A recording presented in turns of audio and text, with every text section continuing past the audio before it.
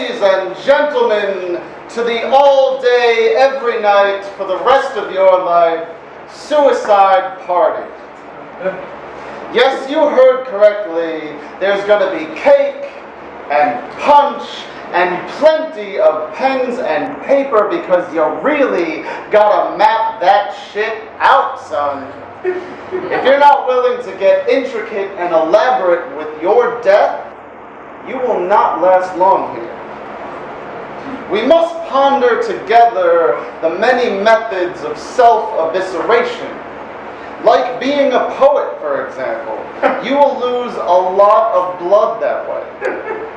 Or what time of day is the best time of day to jump off of a bridge? Should the sun be rising? Should the sun be setting?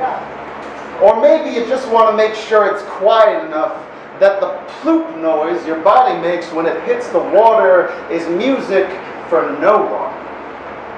Here at the all day, every night, for the rest of your life suicide party, there are three things one should keep in mind. 1, don't forget to have fun with it. 2, don't forget to have fun with it. 3, it's never the wrong time for the right theatrics. When carefully considering what archaic, cryptic message to carve into your skin, think of who will be the one to find your body.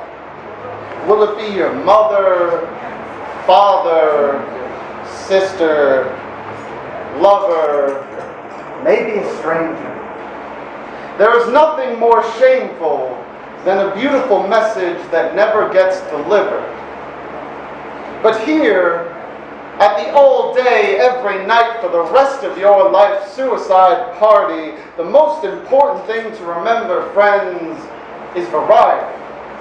After all, variety is the spice of death. We all, each and every one of us, are killing ourselves. There's no reason we can't keep things interesting.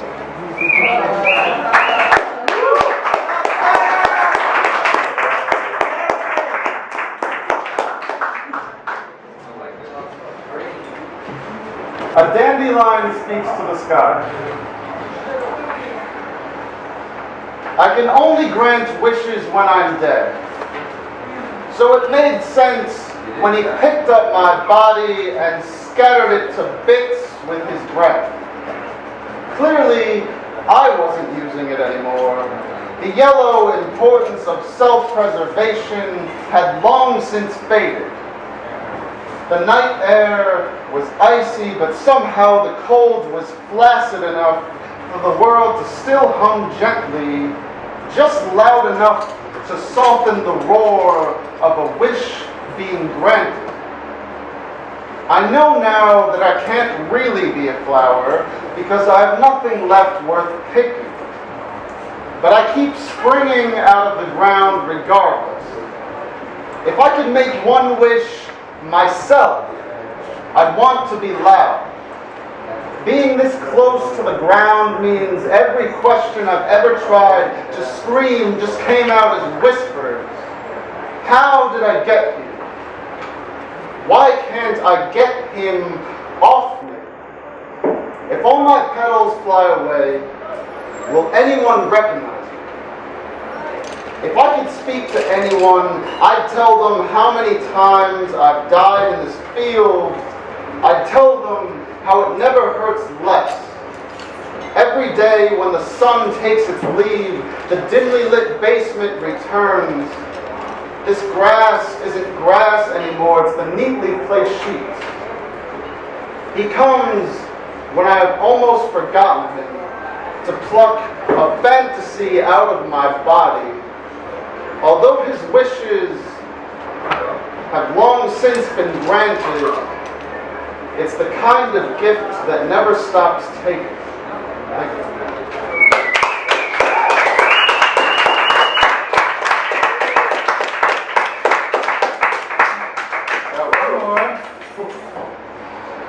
called Garbage Day.